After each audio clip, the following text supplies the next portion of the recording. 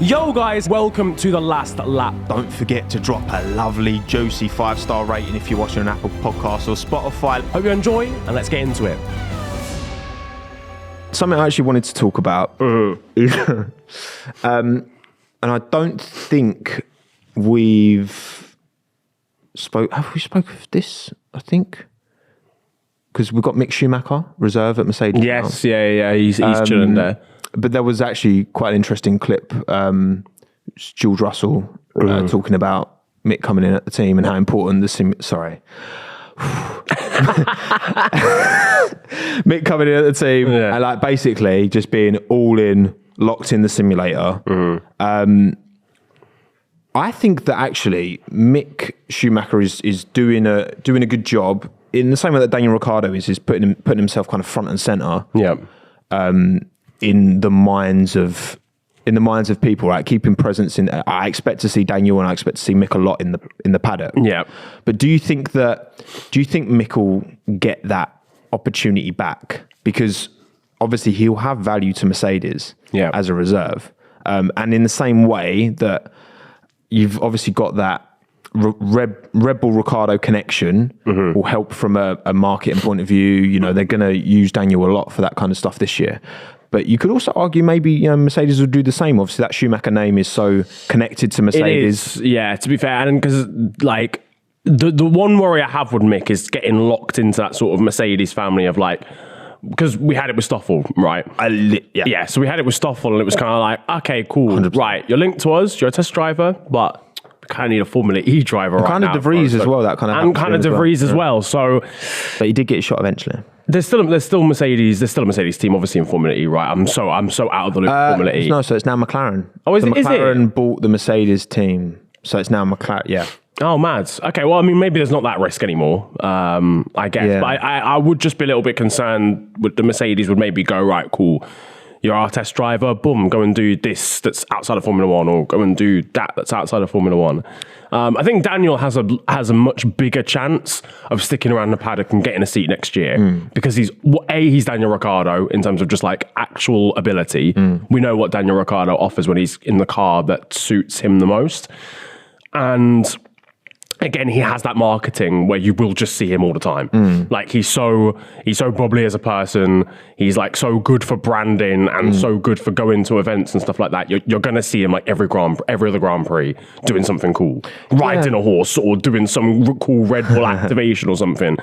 Whereas with Mick, yeah, cool, you might see him around, like he's got the name and stuff like that. I'm sure they will get him involved to a degree, but he doesn't have that same racing pedigree that other teams are going to look at and go, oh my God, we need Mick Schumacher. It is a bit of a thing that certain drivers do fall into, isn't it? It's like, I know like Antonio Giovinazzi, he was at the Ferrari launch and he's I feel like he's not going to get that main seat back, but he's going to stay at Ferrari. I think he's part of their Le Mans project. Yeah. He's going to be in that car. Danny Kvyat had the same with Ferrari as well. Exactly the same. It's not like they're good drivers. Yeah. But when you've got that constant stream of F2 talent coming through, it's really hard. Like, fair play to Nico Hülkenberg, because it is tough to then get back in again. Yes. I think the one thing that helps really is that Haas don't really have like a junior system or anything. They don't really go, oh, cool, let's just nab this specific F2 driver. Yeah. Because they don't really have links like that.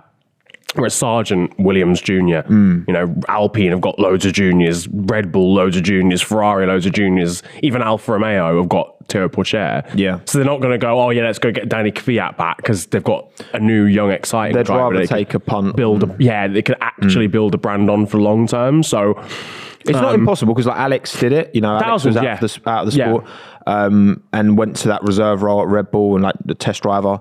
It's the same role that Mick's doing now is what Alex was doing, and Alex put himself front and centre and got a shot, and now he's an established F1 driver again. So the right opportunity just has to come about, and obviously it's kind of peak. I feel like if Audi were coming just 2 years earlier, that would have been perfect. Yeah, 2026 is a long time to wait. Like, because he'd have to be out of Formula 1 for 23, 24, and 25 to then come back. And I feel like by that point, there will just be someone that's a better option for Audi to go. Like, 3 years is a long time in Formula 1. The grid will change like a decent amount by then. you'll have a whole new generation of F2 drivers that you can choose from. Audi's a really good point, actually. Because I do... But it's an option. Yeah, because we've got so 2023, 2024, 2025, right? So we've got 3 full seasons before Audi officially entered the sport. Yeah. They've already started buying up that team, but there's obviously the new engines will be from 2026. So we've got 3 more seasons of these current engines with these technical regulations kind of as they are. And I do wonder, like, they've got Joe and Bottas, which is, you know, in terms of potential, like, I think Joe's done a really good job. Has he shown the kind of, you know, rookie season that a Charles Leclerc did? Like, you know, George Russell did at Williams. No. It's difficult to rate George Russell at Williams, but like, or a Sebastian Vettel at Toro Rosso, or Lewis Hamilton at McLaren.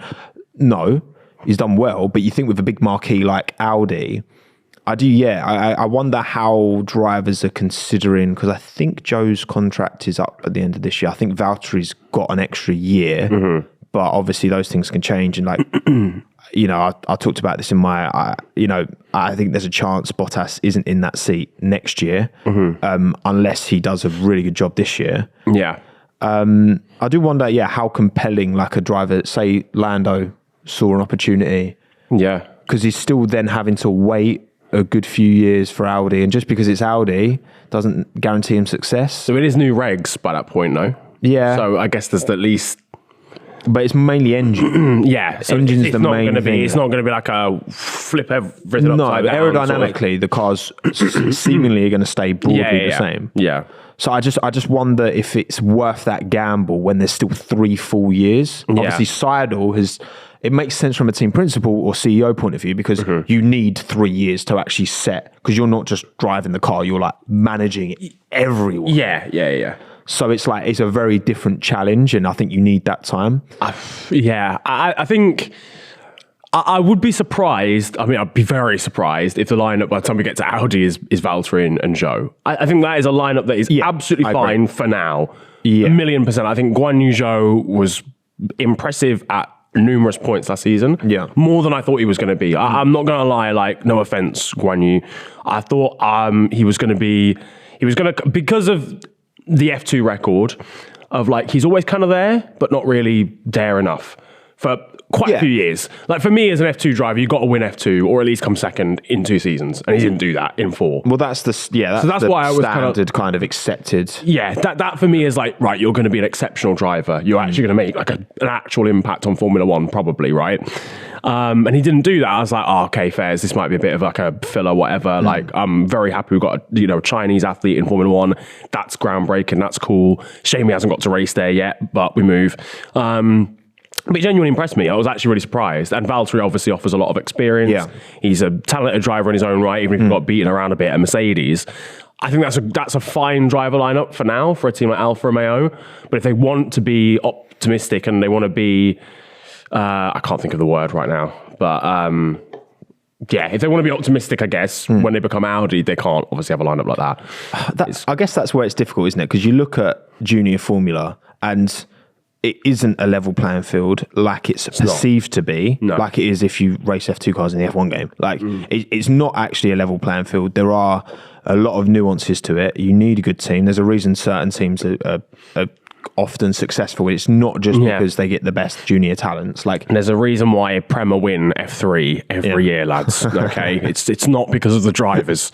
No. I mean, it is partly, but the drivers are good, but they know how to set up the cars. They know, like, they get better engines. Yeah, less mileage on the engines and all that kind of stuff. So there's those factors as well. But look, again, you look at a driver like, so for example, 2018 again, like Alex finished P3, Lando finished behind George. Like, De Vries was close, and you had, I think it was Artem Markelov was like right behind. You know, Latifi, I checked, Latifi won a race. So Latifi, like, in 2018 in F2, he there was one race where he beat Lando, beat Nick De Vries. Yeah.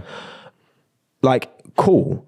And it's like, but then we saw the drive that we saw in Formula 1, who clearly, you know, he had his day, but wasn't at the level. And it's like, you look at Joe, and yes, his F2 career didn't light it up like, George or Leclerc or whoever, but he has clearly got ability and he's got talent. Yeah. I don't know. I just think it's an interesting quandary for any drivers. Certain drivers that just adapt as well, by the way, to F1 really well. Like, there's certain drivers that can just drive certain cars better than others. Some people just better in Le Mans hardware than they are in single-seaters than they are in touring cars than they are in... Yeah, exactly. So, but who knows? Anyway, right, okay.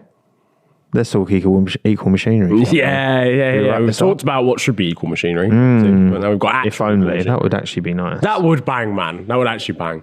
I think we should have one season of F1 equal machinery as well, by the way. Do you reckon?